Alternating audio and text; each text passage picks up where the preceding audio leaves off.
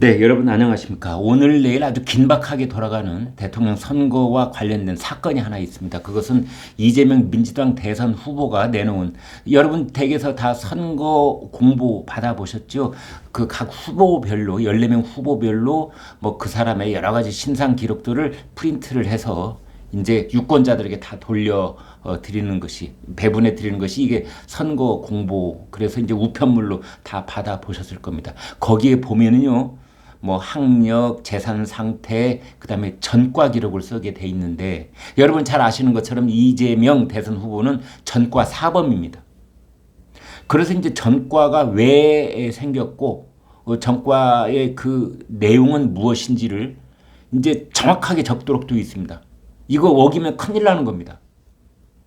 그런데 이재명 후보가 그 중에 하나의 전과 사실을 허위로 적었다, 이런 의혹이 제기돼 있습니다. 그럼 뭘 허위로 적었다는 식이냐?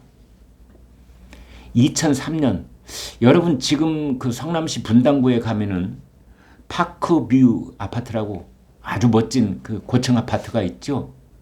그 당시에 특혜 분양 시비가 벌어졌습니다. 그래서 이재명 변호사가 특혜 분양 사건 대책위원회 집행위원장을 맡고 있었습니다. 그런데 그 특혜 분양 사건을 이제 취재 중인 KBS의 최철호 PD가 대책위원회 집행위원장이니까 당연히 이제 이재명 변호사를 찾아오지요. 그래서 뭐 이제 이런저런 얘기를 묻고 있다가 당시 성남시장을 한번 취재해보자. 응? 그런데 이제 최철호 PD가 전화해서 물어보려 하니까 전화들 똑바로 바꿔주겠으며, 설령 당시 성남시장이 전화에 연결이 된다고 그래도 뭐 묻는 대로 고지고지 얘기를 다 해주겠습니까? 취재가 잘 안 되죠. 그러자 야, 그러지 말고 수원지검 검사인 것처럼 하고 전화를 한번 해보자, 이렇게 되는 겁니다. 둘이서, 최철호하고 이재명하고, 최철호 PD하고 이재명 변호사. 최철호 PD가 잘 모르겠다, 뭐 검사라고 할 때 어떤 검사라고 하지? 그러자 이 특혜 분양 사건을 담당하고 있는 수원지검의 검사 이름을 이재명이 최철호한테 가르쳐 주는 겁니다.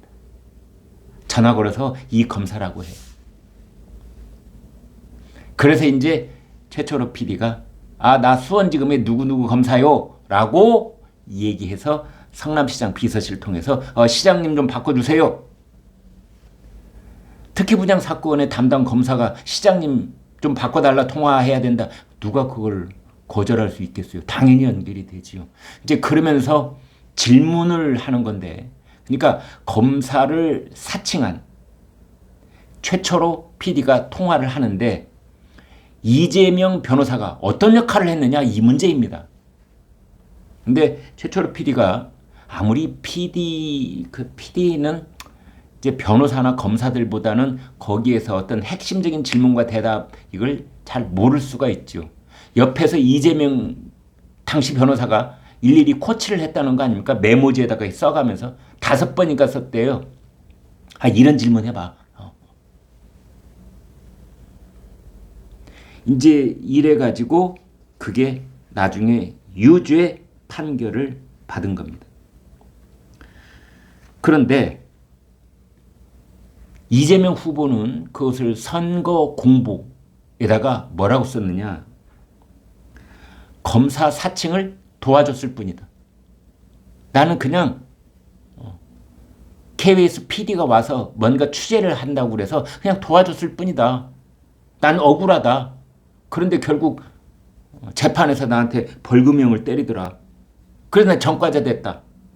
그러나 나는 그냥 언론사에서 와서 취재한다고 그래서 도와줬을 뿐이다. 내가 그때 당시 파큐브 이 특혜 분양 대책위원회 집행위원장이 있으니까 난 도와줘야 된다고 생각했다. 뭐 이런 분위기를 풍기면서 도와줬을 뿐이라는 말을 쓴 겁니다. 그런데 최철호 KBS PD는 아니다.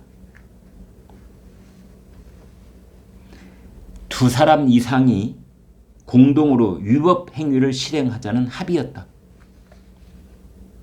그것은 최철호 PD가 주범이고 이재명 변호사는 종범으로 그냥 도와줬을 뿐인 이런 관계가 아니라 둘이서 함께 모의를 한 공동 정범이다. 그렇게 판결도 났다. 최종 그 재판부의 선고 그 판결 내용이 두 사람이 함께 저지른 범죄 행위라고 딱 판결에 나 있다. 이겁니다. 그래서 이런 내용을 거짓 선거 공보를 만들었다고 해서 야당이 이제 중앙선거관리위원회에 이건 허위 사실을 공보에다 적었다. 유권 해석을 해달라. 그래서 중앙선거관리위원회가 내일 오후에 긴급 임시회의를 엽니다. 긴급 회의를 여는 겁니다. 그래서 야당이 제기한 선거 공보 여기에 대한 이의 제기에 입장을 결정을 할 예정으로 그렇게 되어 있습니다. 만약 내일 오후에 있을 중앙선거관리위원회 임시 긴급회의에서 야당의 이의 제기를 수용을 하게 되면 사전투표가 실시되는 전국 모든 투표소에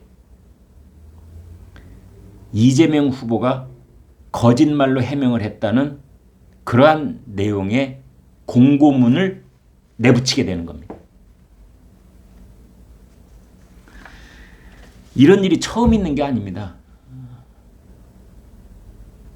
작년에 그 4월 7일 죄송합니다. 서울시장 재보궐선거에서 오세훈 국민의힘 후보가 배우자의 납세액 신고를 누락했다. 일부 누락했다. 그러자 더불어민주당이 이의 제기를 했는데 그것을 선관위가 받아들였습니다. 그래서 서울시장 선거를 할 때 투표소마다 오세훈 후보의 배우자 납세액이 누락됐다는 공고문을 내붙인 적이 있습니다. 따라서 중앙선거관리위원회, 지금 전 국민들로부터 중앙선거관리위원회가 정치적인 중립이냐, 정말 제대로 된 심판관들이냐라는 그 의혹의 눈길을 지금 이렇게 받고 있는 상황이기 때문에 중앙선관위는 오세훈 서울시장 후보에 대해서 신고가 누락됐다, 세금 신고가 누락됐다, 이 공고문 붙였다면 똑같이 이번에는 지난번에 야당한테 그랬다면 이번엔 여당한테 똑같은 잣대를 갖다 대야 되는 거 아니냐. 그렇다면은 이재명 후보가 전과 사실을 거짓으로 해명했다라는 안내문을 내붙일 수도 있다. 이제 이런 겁니다. 이것은 뭐 이재명 후보에게 불리한 사실로 이번 사건이 흘러가느냐, 그것도 매우 중요하면서 동시에 지금의 선거관리위원회가 공정성을 가지고 있는 곳이냐 하는 그것을 가늠할 수 있는 중요한 잣대가 될 것으로 그렇게 생각이 듭니다. 그래서 지금 사실은 여의도에서는 비상한 관심을 갖고 중앙선거관리위원회의 긴급 임시회의 그 결과를 주시하고 있습니다. 네, 구독, 좋아요 부탁드리겠습니다. 고맙습니다.